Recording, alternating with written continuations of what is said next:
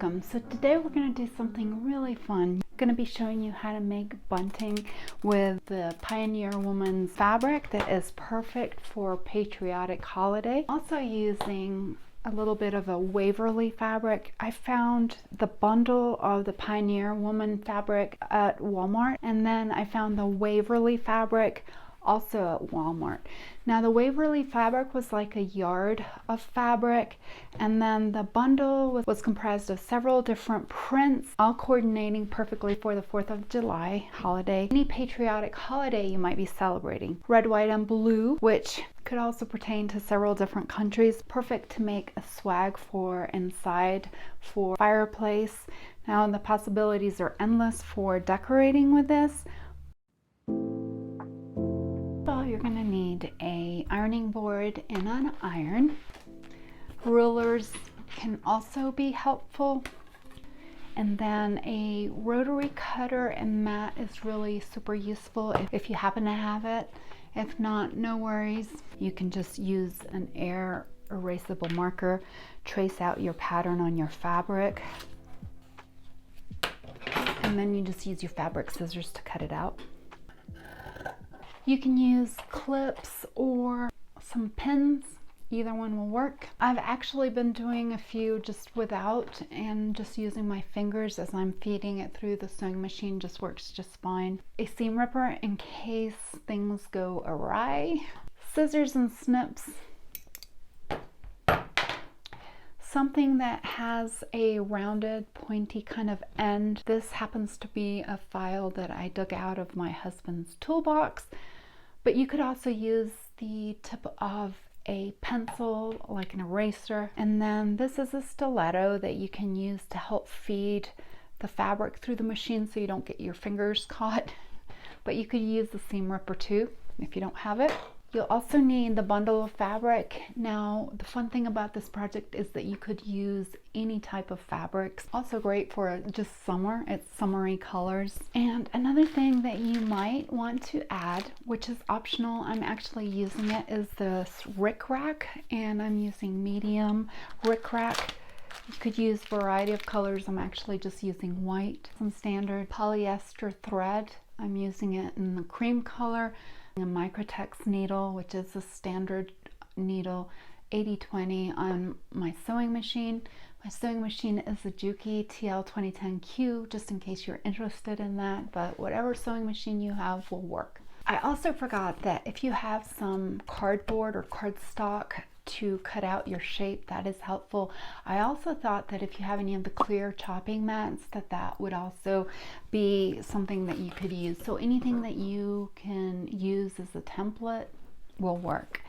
Now I am going to show you how to make the small version first, and let me just hold it up so you can kind of see.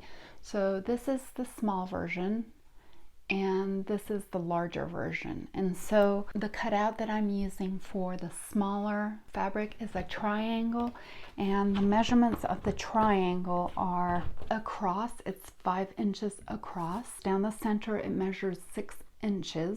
And so you just want to draw out a triangle that will work for your project depending on where and the size that you want for your bunting. Now for the larger triangles, I'm actually using a 8.5 square. You could use a piece of cardboard that would work and just cut it out to a square and measure out 8.5 by 8.5.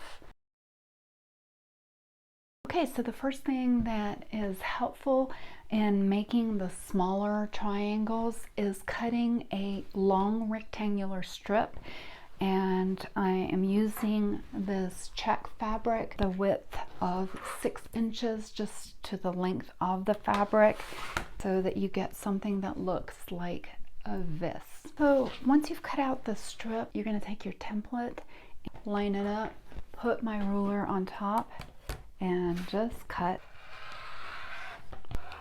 Repeat it using your accent fabric of choice. Okay, so if you want to add the rickrack to your little triangle, what you'll do is you'll take your 2 triangles and you'll have them right sides facing each other, and you're going to lay the rickrack with the right edge of the rickrack on the edge of the triangle, and then place your other triangle on top. You can secure it with clips, or you can just use pins. So whatever works for you, that's fine. I've also found if once I get it started, it's just easy to feed it through, keeping the edge of the rickrack with the edge of the triangle and just sandwiching it and just using my fingers to guide it through. Okay, so I'm using a 2.5 millimeter stitch length, back stitching at the beginning and then at the end. You want to try to run your seam down the center of the rickrack, because if you get too close to the edge, then you're going to wind up having part of these little holes showing. So you may have to go at 1/4 of an inch. Okay, so here's a tip. If you're having trouble with that rickrack staying in place, what you can do is before you sandwich it together, just stitch it down on the first piece. That way it'll stay in place, and then you can come back and put the top part on. That way you can see exactly where you need to stitch. You can trim down the sides a little bit, and then go ahead and turn it and press, and use whatever turning tool that you have to poke out the tip. Okay, so the process is the same for just doing the regular one without the rickrack. Okay, so this is what you're going to have once you've pressed it. All right, so next we're going to work on the bigger one. And again, you can add some of the rickrack too if you like, to add a little variety. This one I am going to use this floral fabric. It's probably easiest if you use a non-directional fabric.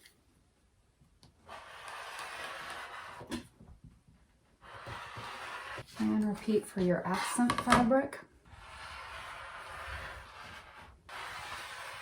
So for this, place them right sides together. And I'm going to line up my points on the mat just to make it easier. Slice it in half.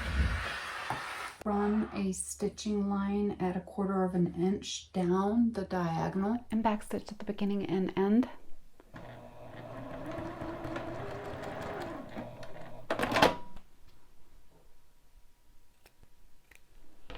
Press it open, and then I'm going to not do it that way.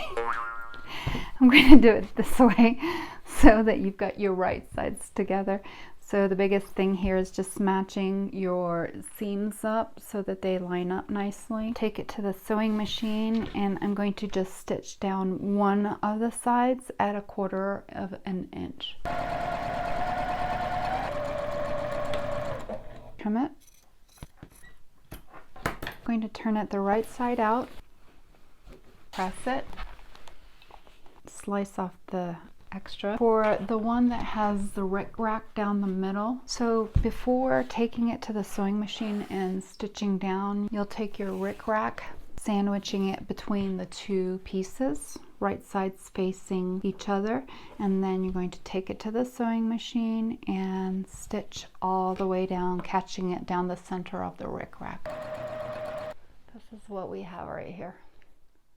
You can see it was easier to follow exactly where I wanted the stitching line to go, and then place the other side. So we've got right sides facing each other, just laying it on top, and then what you can do is flip it over, run down the same line of stitching that you just did.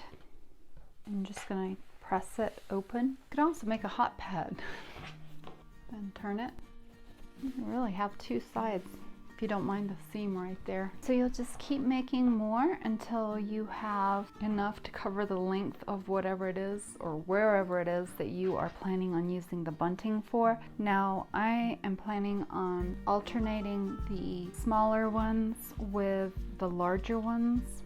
Okay, so let's talk about some of the options for the tying of these triangles together. You could use binding. It already comes pre-folded if you're not familiar with binding, and you just would slip the triangular flag in and then just stitch it down. Then you would want to add a gap between your flags depending on the span of what it is that you're trying to cover. Another option that I thought might be fun is just using some sort of twine or string. If it's something that is more fun, like a picnic, and just hem the top of your little flags over and stitch them. You could use ribbon, put over and top stitch it. Another option would be to just make your own binding with some of the coordinating fabric, and that is what I'm going to do for this project. And so to make your own, you would determine how wide you want the banding at the top to be. I'm going to cut mine at 1.5 inches, and then I'll turn the edges in and press them, and then press them in half again. So then I'm just going to take them to the sewing machine and just piece them together. You just want to make sure your right sides are together when you are doing this. It goes pretty quickly. Or you can make it even faster by just going to the store and picking out some binding that coordinates with your project. So I have the pile of binding, and now it's time to do all the pressing, the tedious part. I'm just pressing it in half, and then I'm taking the exterior edges and pressing it in to the center. So the binding will be about 1/2 inch, maybe a scant 1/2 inch. Once you decide where your end's going to be, all I did was I turned in the ends and sandwiched it closed. Take your binding, whether it's store-bought or if you just made it at home, and sandwich the top of the triangle inside and clip it. Took this to where I'm going to be hanging it. I spaced out the bunting the way I wanted it to go. The fun thing about this fabric was that I was able to just count instead of having to measure out the distances. So I'm going to take it to the sewing machine and stitch it at about 1/8 inch away from the edge using a 3mm stitch length.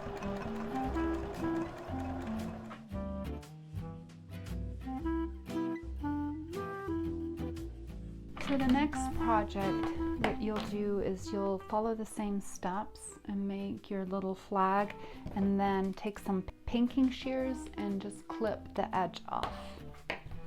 And you can decide what depth you want the top portion to be.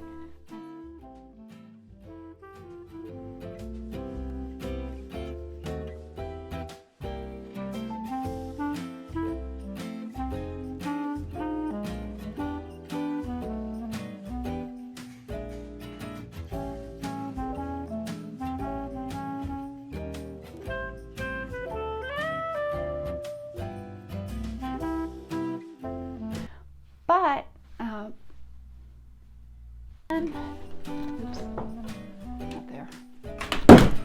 Oh, that's not good. My dog's having fun with a bone.